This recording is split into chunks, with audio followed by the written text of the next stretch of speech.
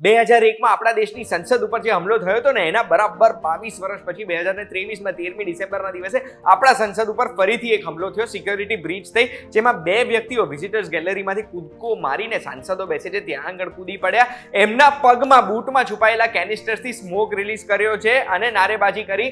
એટલું જ નહીં, 2 વ્યક્તિઓએ સંસદની બહાર નારેબાજી કરી છે અને આ 2 ને 2 4 સિવાય બીજા 2 વ્યક્તિઓ હતા જે 6 જણાએ મળીને આ કાવતરું કર્યું છે, જે 6 જણા ઉપર દિલ્હી પોલીસે UAPA લગાડ્યો છે.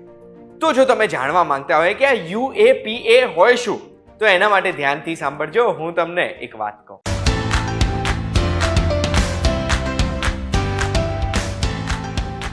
એક વાત કહું, આપનું સ્વાગત છે. મારું નામ છે ગુંજ ઠક્કર અને આજે આપણે UAPA વિશેની વાત કરવાના છે. UAPA શું છે? UAPA એક કાયદો છે, અનલોફુલ એક્ટિવિટીઝ પ્રિવેન્શન એક્ટ 1967.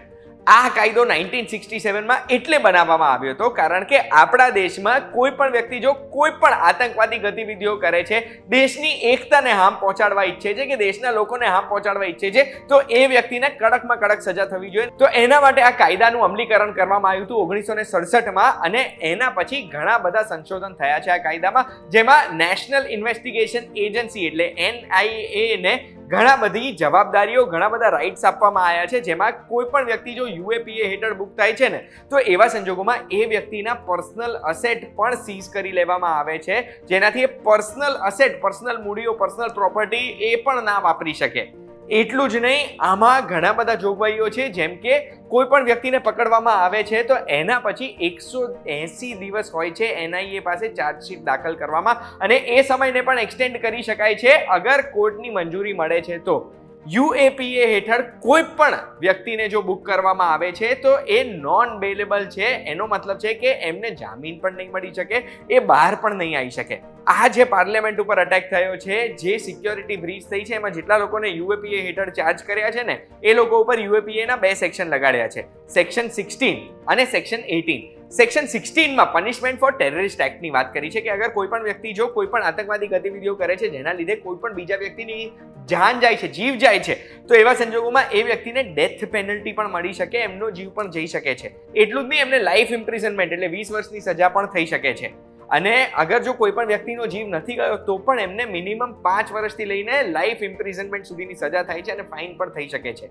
એ જ રીતે સેક્શન 18માં પણ કોન્સ્પિરેસીની સજાની વાત કરી છે, જેમાં 5 વર્ષથી લઈને આજીવન કેદ સુધીની સજા થઈ શકે છે અને ફાઇન પણ થઈ શકે છે.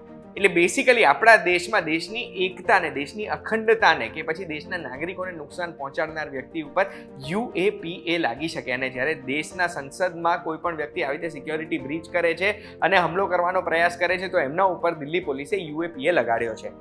આ જે UAPA લગાડ્યો, આ જે સંસદ ઉપર અટેક થયો, એના પછી સંસદના પણ ઘણા બધા નિયમો બદલાઈ ગયા છે. જે મેઇન ગેટ હશે એ મેઇન ગેટ ફક્ત સાંસદો જ વાપરી શકશે. મીડિયા અને બીજા લોકો માટે બીજો ગેટની વ્યવસ્થા કરવામાં આવી છે. હમણાં ફિલહાલ કોઈ પણ વિઝિટર્સની એન્ટ્રી બંધ કરી દેવામાં આવી છે સંસદમાં, અને જે વિઝિટર્સ એરિયા હતો ત્યાં ગ્લાસનું કેસિંગ કરવામાં આવશે, જેનાથી આવી રીતે કૂદીને ફરીથી કોઈ નીચે સંસદમાં ના કૂદી જાય. અને સંસદના એન્ટ્રી એક્ઝિટમાં બોડી સ્કેન મશીન હશે, જેવા એરપોર્ટમાં હોય છે, જેનાથી કોઈ પણ નાની મોટી વસ્તુ અંદર ના લઈ જઈ શકે. આ બોડી સ્કેન મશીન વાળો જે નિયમ વાંચ્યો ને, એના પછી મને ખબર પડી કે યાર આપણા દેશમાં આટલો મોટો અટેક થયો તો સંસદમાં, એના પછી આ બોડી સ્કેન મશીન તો અત્યારે હાજર હોવા જોઈએ, કારણ કે આપણા ચૂંટાયેલા સાંસદો જે સંસદમાં બેસે છે ત્યાં આગળ બોડી સ્કેનની સુવિધા તો વિઝિટર્સ માટે હોવી જ જોઈએ. આશા રાખું છું આ વિડીયોની માહિતી જોયા પછી તમને UAPA શું છે એની માહિતી મળી ગઈ હશે, અને આ માહિતી તમને નથી ખબર ને જો પહેલી વખત જાણવા મળી છે તો લાઈક બટન દબાવી દેજો. કોઈ પ્રશ્ન છે તો કમેન્ટ કરજો, અને આવી જ માહિતી માટે એક વાત કહું, જોતા રહેજો VTVGujarati.com પર. આપણે ફરી મળીશું.